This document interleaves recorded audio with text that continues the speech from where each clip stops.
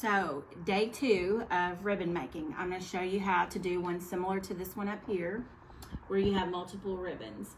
If you'll notice, these don't have, 4 or 5 loops. You see 4 of this gingham, you see 2 of the polka dot, and then this gold has 2 and this center one has 2. So when you're doing those, you don't use as much, but the trick to these type of ribbons is that you have several different ones that will color coordinate, and you want to do some solids, some mixed, and then you want different sizes or textures. So we're going to try this one. I haven't decided. We're going to try this one. I'm going to start with the red because it's the widest. It's a satin, so this is going to, the bow is not going to be as crisp. It's going to be a little more loopy. So I want a big loop of red on the back, if that makes sense. This is going to go on my mantle that I'm decorating. So I want kind of a long tail. So I'm going to start here, and it's just like I showed you yesterday.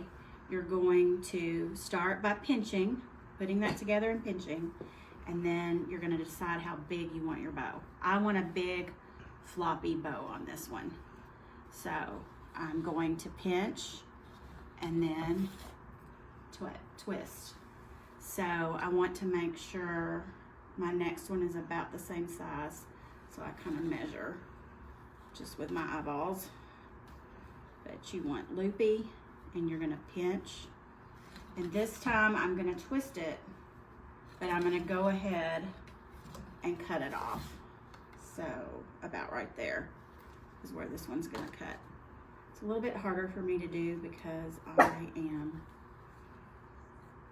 left-handed.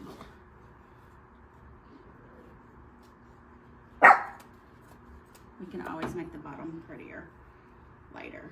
So we've got this first set. So it's just a big loopy bow. Now I'm going to go to my next color, which is this green velvet. It's not as wide. So we're going to, again, kind of match where we want the tail. I don't like when I do these for them to all be the same size. So I'm going to pull this one up a little bit. I'm going to pinch it in the center again, make my loop. I don't want this loop as big as the first one, so I want them to show. So I'm gonna put it, pinch it, twist it. I'm gonna do, I think, 3 of these. Pinch, twist, pinch, twist, and then we're gonna do another long tail. So this one is going to be about right there. See how I'm handling this ribbon. I'm not being gentle with it. You can always fluff it and fix it. Now I'm going to do the center ribbon, which is a beautiful ribbon. It's got gingham on the back, and it's got this beautiful pattern on the front. This is a really good ribbon by D. Stevens, and it will really trim this out nicely. So I'm probably gonna do 2 loops on each side of it, just because I like this ribbon so much. Okay, so again, we're gonna decide how long we want the tail. I don't want this one as long, so I'm gonna put it in there, form my bow, and twist, pinch, and twist. I'm doing 4 of these. Pinch and twist, pinch and twist. And again, I'm going to figure out about how long I want it, and I will cut that one in just a second. But I'm going to go ahead, I think, and take my wire that I showed you. We are going to come through here, and you're going to cinch it together just as tight as you can and give it a few more twists. So then I'm going to come back in and cut this ribbon. I can go back in a few minutes and make all the tails pretty. So now that I have this, I'm gonna hold the back of this wire, and then I'm just going to start twisting it up and around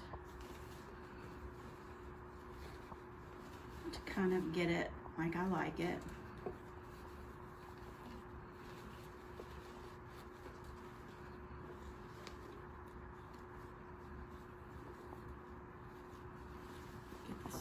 Get these big red floppies.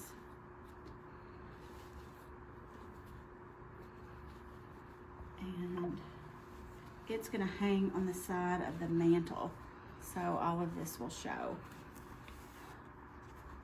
So I will show you tomorrow how to decorate a mantle. But now all you have to do is go into the bottom, and just like I showed you yesterday, you're gonna put these together, and then you're gonna go from the bottom to the top on an angle, cut it, and dovetail it just like that. And then go to your red, put them together, go from the bottom up to the top. Got a nice little dovetail. I'm just gonna do all 6 of these.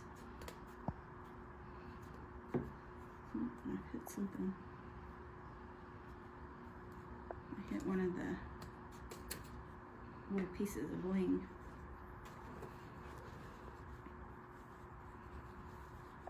Make sure when you do it on the right side, because this red ribbon is just one-sided, and so the duller side is the back side. So, see? Pretty simple. And when you first finish these, when you do multiple ribbons, you're not gonna think it's full enough. Trust me, it's full enough, because it's gonna be hanging on something. And so then once you get it up in the greenery or whatever you're attaching it to, the Christmas tree, then you can even make it fuller. But there you go. There is a multi-ribbon bow. Super pretty.